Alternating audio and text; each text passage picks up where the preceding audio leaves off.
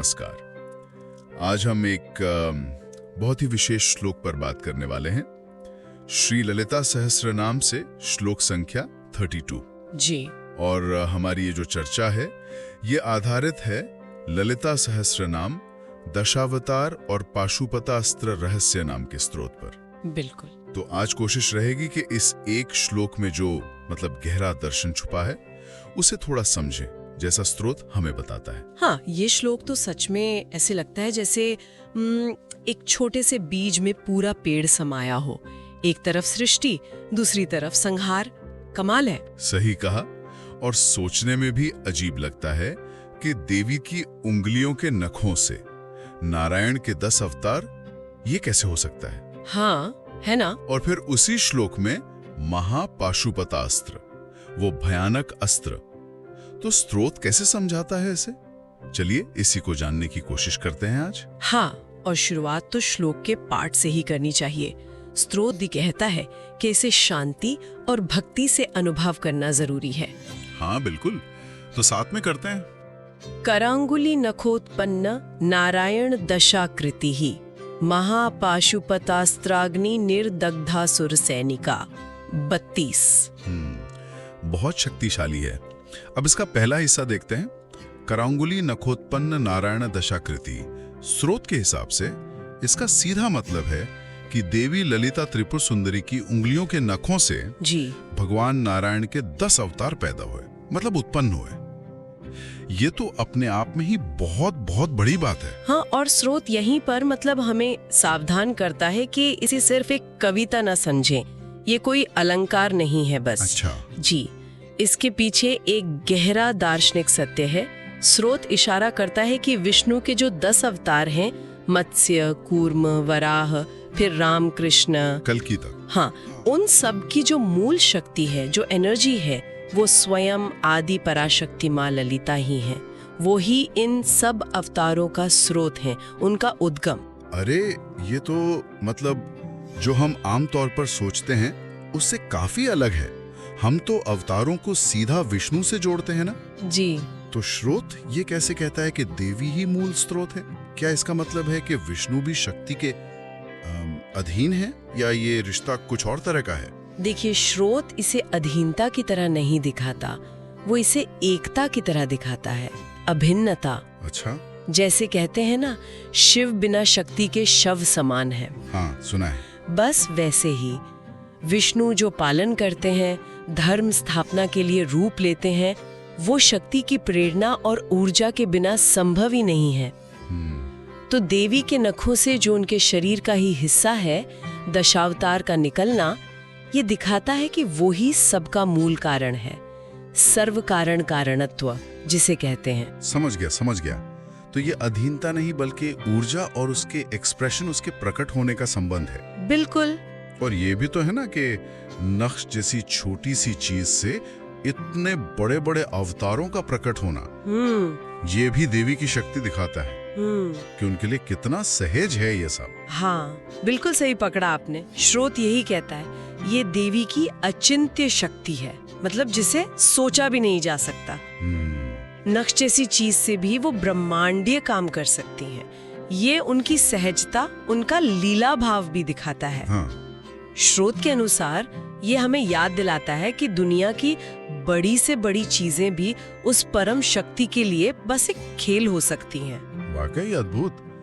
तो ये तो हुआ देवी का वो रूप जो सृष्टि और पालन से जुड़ा है, अवतारों के रूप में। जी। लेकिन श्लोक का दूसरा हिस्सा वो तो बिल्कुल अलग है। जी।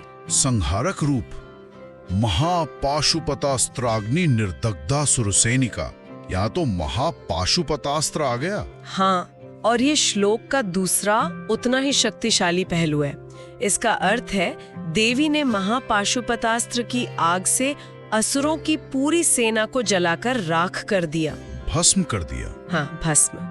और स्रोत बताता है कि ये महापाशुपतास्त्र कोई मामूली हथियार नहीं, ये भगवान शिव का वो अस्त्र है जिससे प्रलय आ सकती है, असीमित शक्ति वाला। पर पाशुपतास्त्र तो शिव का माना जाता है ना, यहाँ देवी उसका इस्तेमाल कर रही हैं। स्रोत इस पर क्या कहता है? क्या ये फिर से वही शिव शक्ति की एकता दिखाता है? बिल्कुल बिल्कुल।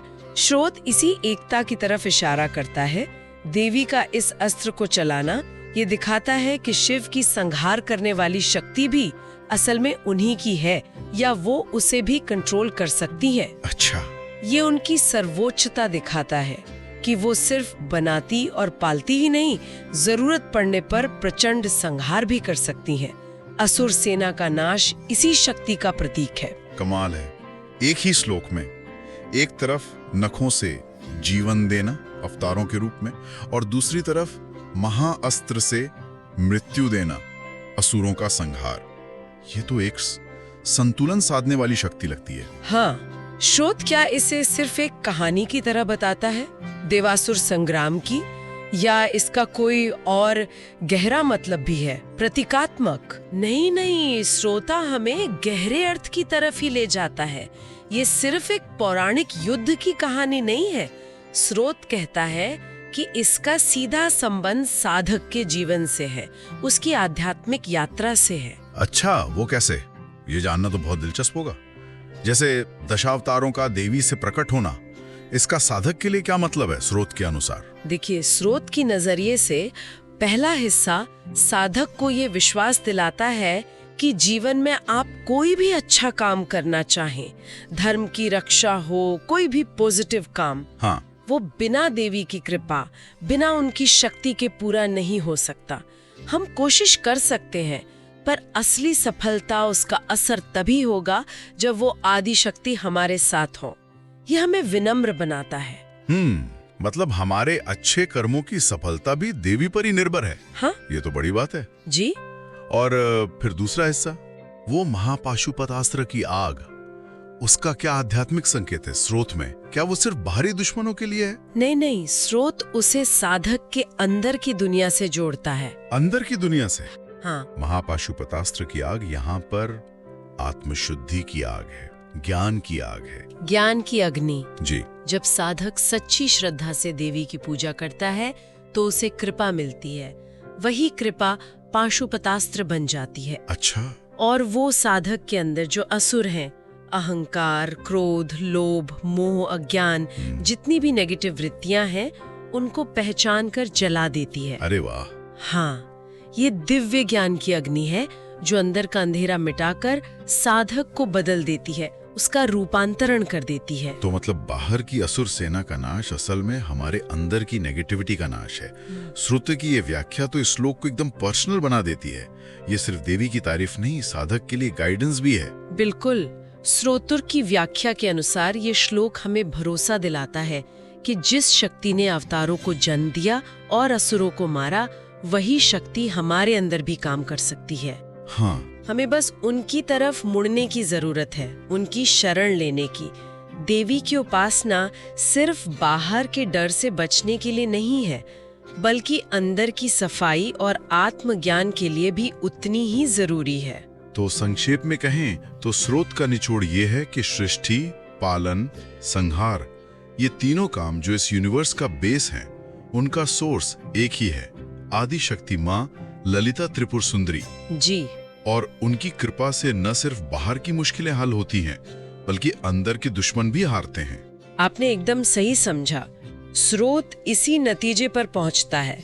ये श्लोक देवी की समग्रता दिखाता है।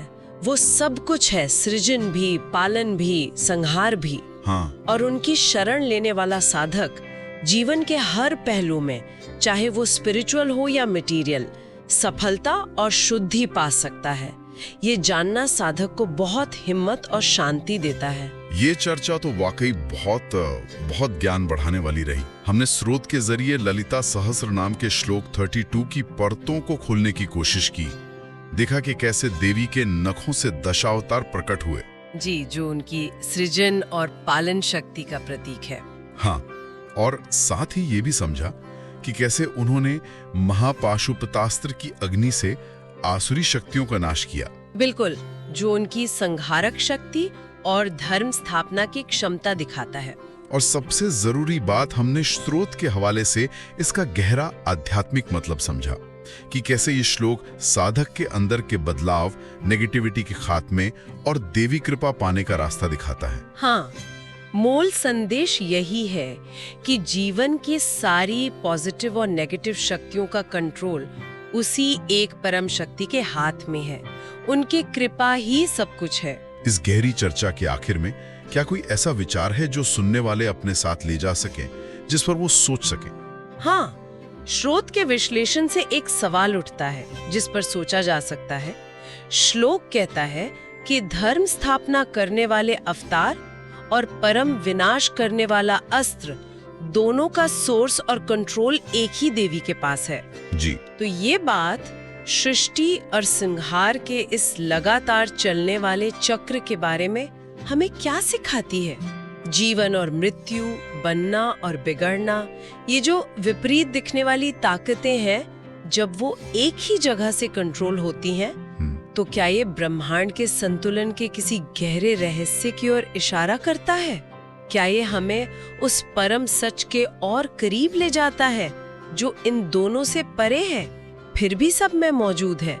इस पर सोचना शायद हमें अस्तित्व को समझने का एक नया नजरिया दे सकता है।